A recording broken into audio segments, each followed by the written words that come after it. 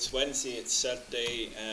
Here for this week's paper review. I'm joined by Sean McMahon, senior reporter at Celt, and Damien Donohoe, football enthusiast and podcaster and everything. So in this week's paper, it's a very strong paper again this week.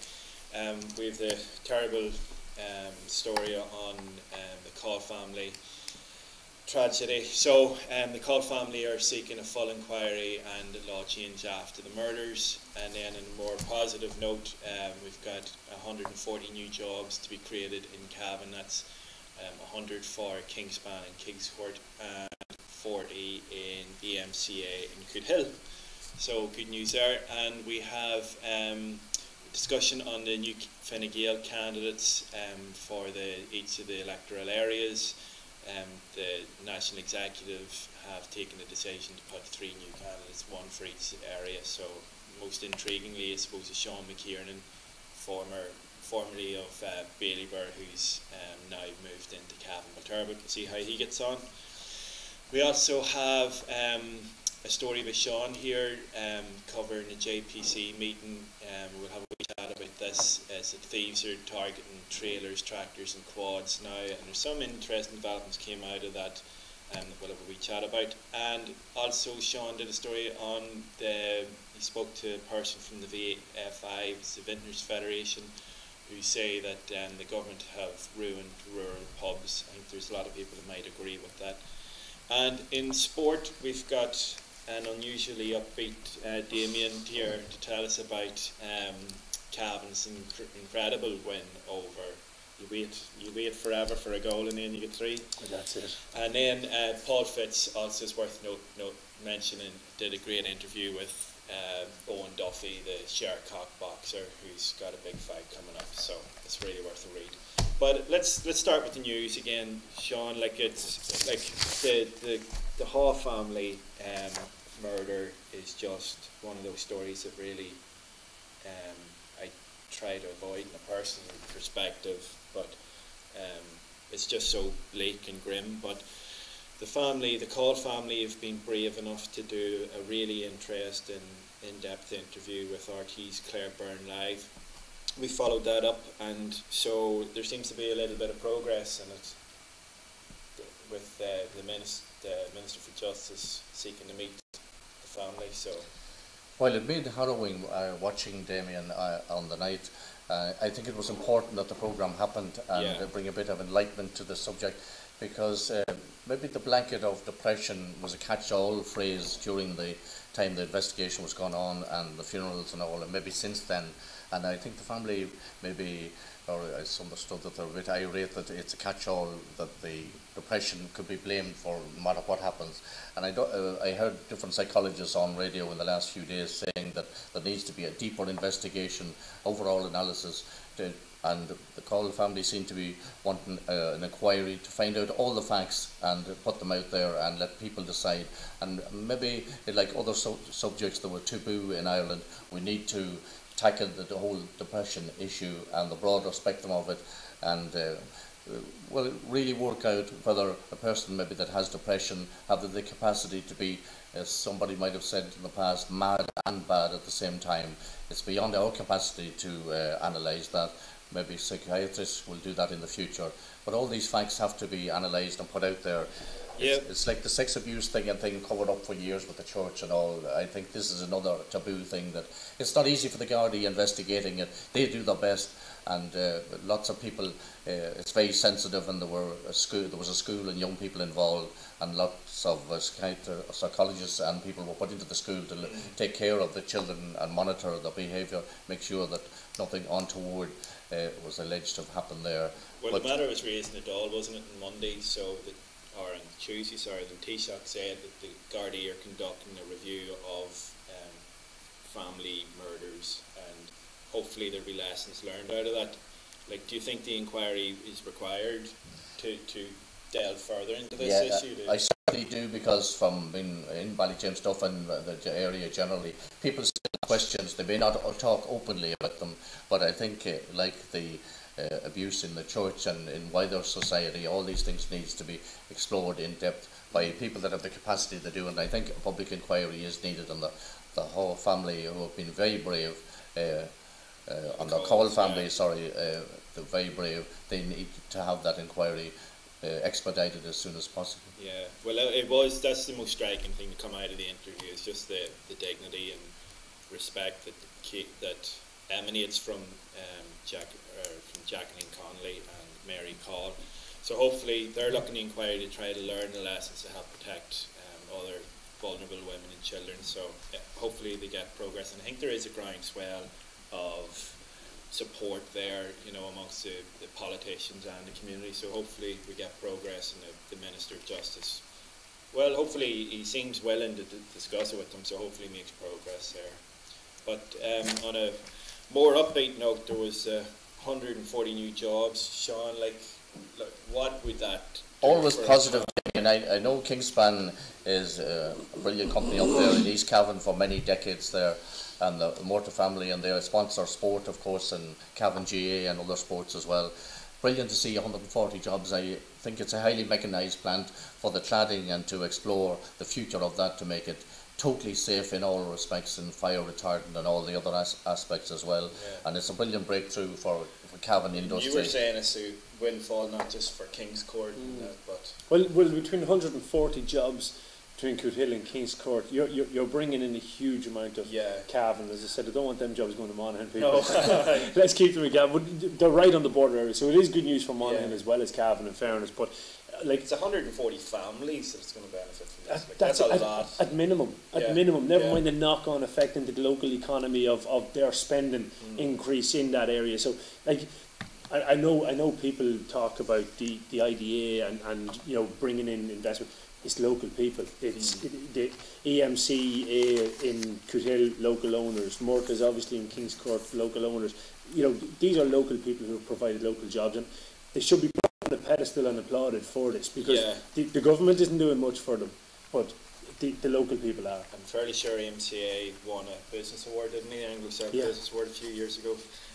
So I just want to talk to about the JPC, Sean. You were at the JPC meeting there last Friday, was it? I was indeed, and the man from the IFA, rather, Barry Carey, the IFA, he's the crime prevention officer with them, and he gave a broad perspective there on the kind of things that thieves are targeting. And we know the police forces have modern technology.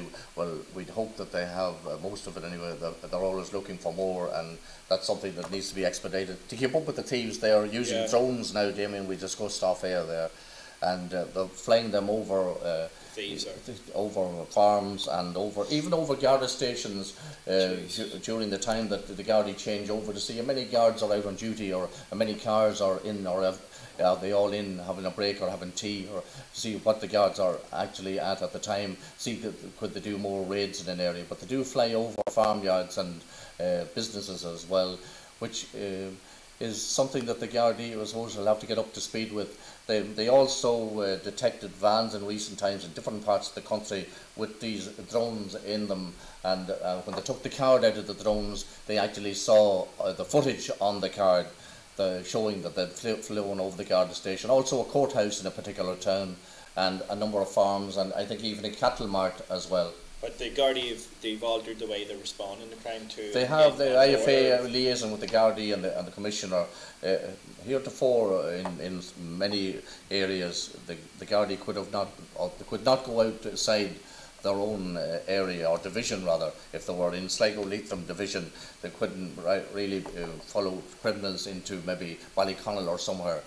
And now it's the nearest car, no matter what division is in action, they respond to a crime. So somebody nabbed in Ballyconnell, if the nearest car is maybe in Ballinamore or whatever, gets there first, they can respond, which is hard to believe. Which is good. It took this long, to get to that. That's just common sense, surely. Yeah, you'd imagine in order to help public security and public safety, the closest car. Imagine a guard standing on a line over there going, I can't go over there. I just can't go over there. Yeah, I mean, if they're not moving into Fermanagh or then it was into Cavan, or oh my God.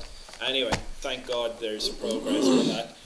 Sean's actually done just want to turn the page, a really good piece with the Ballyjames stuff, teenager you were Yeah, chatting well, to. and it's all about teenagers, and there's another aspect that needs to be uncovered is bullying. This girl, Ruby O'Kelly in Ballyjames stuff, a very brave young student up there at St Clair's College, first year student, has written an excellent song. It's gone worldwide and there's 200,000 hits already, and all around the world. It's been played on radio stations in America and right across Ireland, and I presume I've no doubt Ruby will be on the Late Late Show very soon, and she'd deserve an appearance on it, highlighting the issue of bullying, which is something that's very prevalent in a lot of schools at the moment.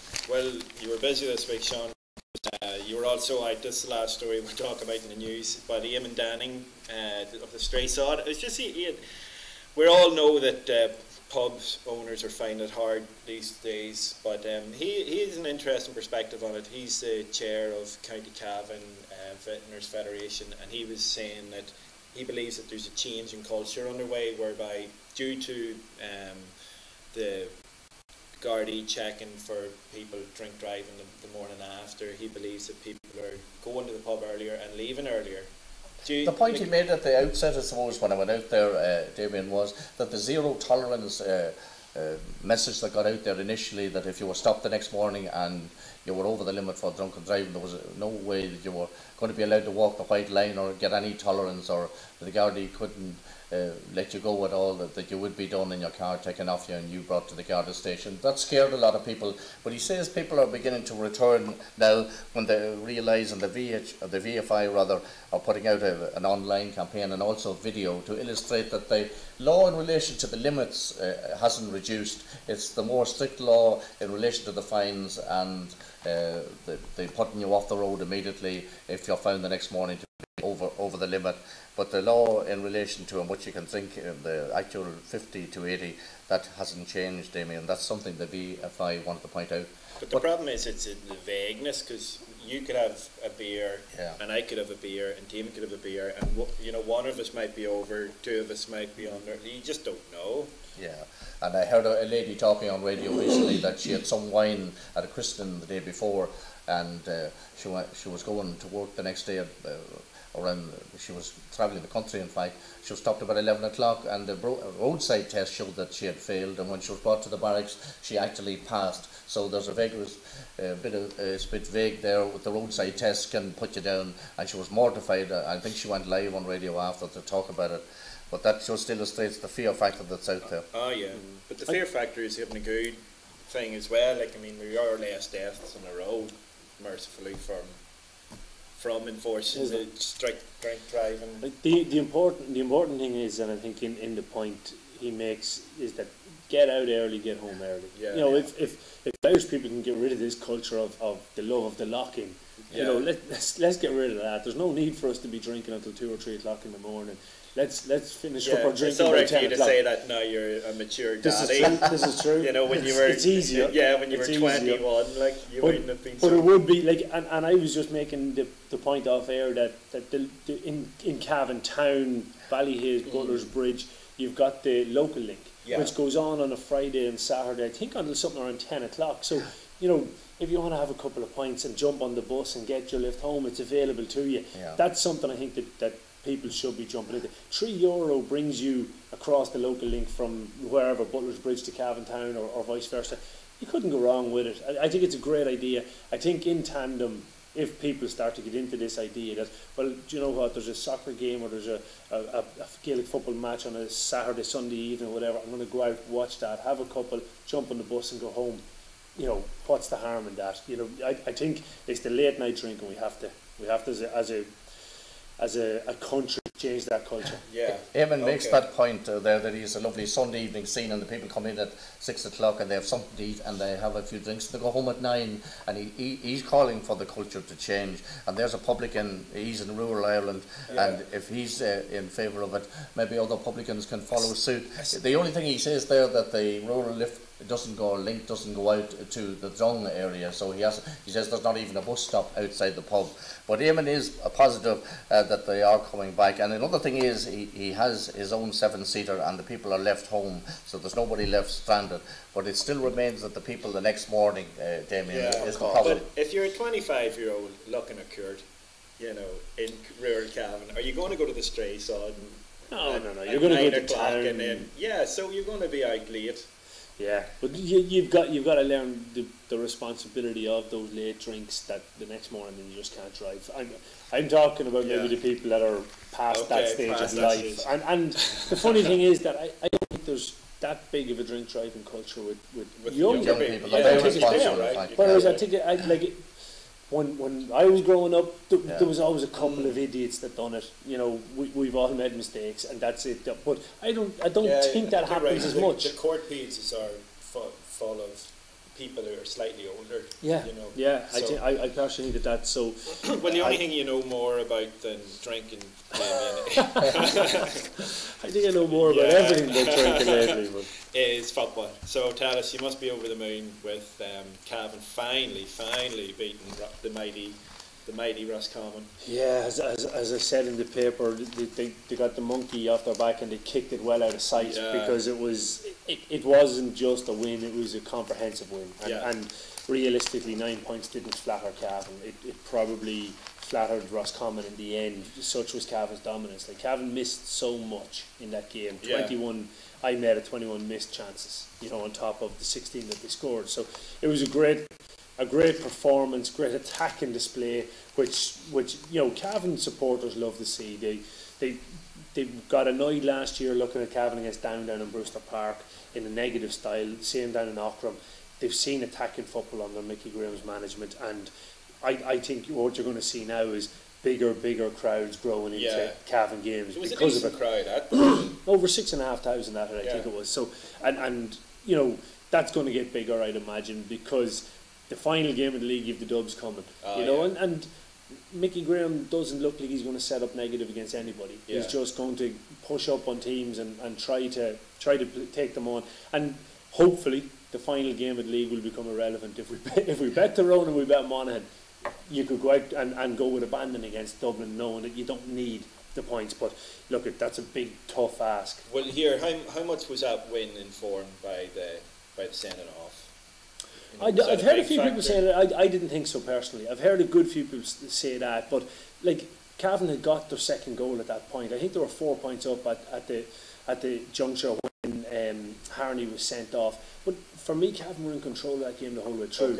They just maybe weren't scoring all the chances creating. But if you're talking about possessions, Cavan definitely had 60+%. So I didn't think it was that informed. I think that was just the cushion that pushed Cavan on, but they were the better team from start to finish. And what about Madden as it goes, right? Like, is this a surprise?